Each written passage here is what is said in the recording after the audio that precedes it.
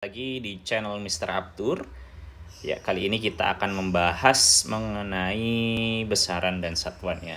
Nah, ini biasanya di SMA itu dibahas di kelas 10 ya, kelas 10 atau kelas 1 biasanya ya. Dan ini materi yang paling awal sekali untuk fisika SMA.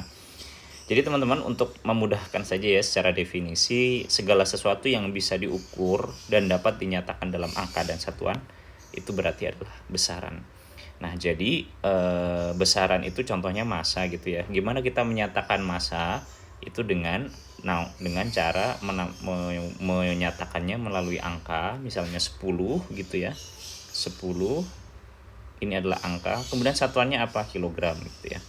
Jadi massa itu adalah besaran. Kenapa? Karena dia bisa dinyatakan dalam angka dan satuan gitu ya teman-teman. Kemudian biasanya teman-teman juga diajarkan sama guru-gurunya mengenai 7 besaran pokok ya. Sebenarnya yang perlu dihafal hanya 7 ini teman-teman.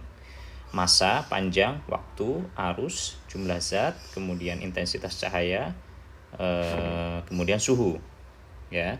Jadi ada 7 besaran pokok ini di mana satuannya masing-masing kilogram untuk massa, meter untuk panjang, sekon untuk waktu, ampere untuk arus, mol untuk jumlah zat, kemudian kandela ini biasanya dilengkap CD gitu ya untuk intensitas cahaya, dan Kelvin atau K.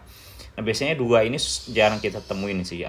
Tiga lah, mol, suhu, candela ini, dan arus pun jarang. Yang paling sering kita jumpai adalah massa, panjang, dan waktu. Tapi tidak menutup kemungkinan di beberapa soal itu SBMPTN ya khususnya itu keluar juga sih. Nah, selain besaran pokok dan turunan, jadi ini besaran pokok ya. Kemudian untuk besaran turunan itu adalah besaran-besaran yang diturunkan dari si besaran pokok. Contohnya apa?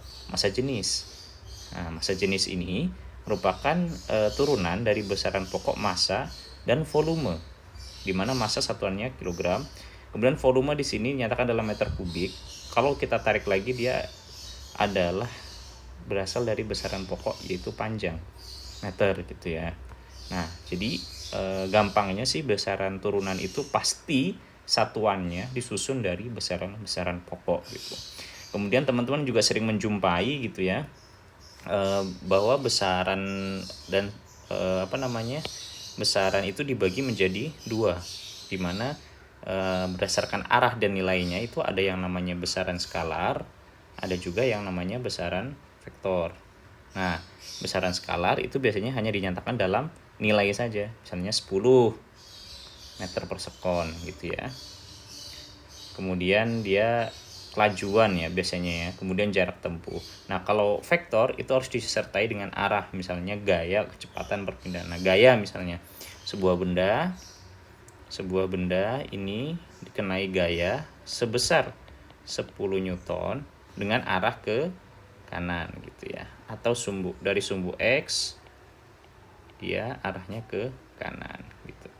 Jadi ya kurang lebih seperti ini sih teman-teman untuk besaran dan satuan. Biasanya di dalam soal kita banyak menemui persoalan-persoalan mengenai dimensi ya. Nah, kita akan bahas di next video. Oke, bye bye.